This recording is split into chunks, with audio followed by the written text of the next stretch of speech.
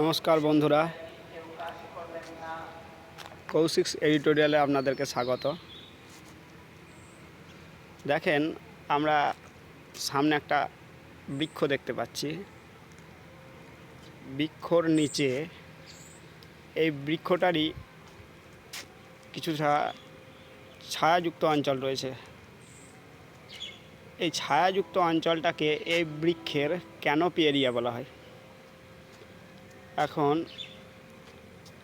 বাকি অংশগুলো রৌদ্র আপনারা দেখতে পাচ্ছেন। তো যতটা জায়গা জুড়ে এই ছায়াযুক্ত অঞ্চলটা থাকে সেইটাকে ক্যানোপি এরিয়া বলা হয়। এখন কোনো একটা গাছগাছালাপূর্ণ এরিয়ায় যদি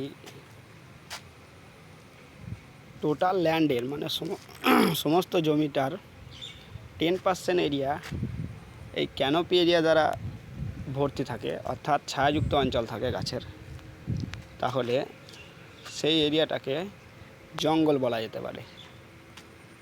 তাহলে জঙ্গল বলতে গেলে কি হবে?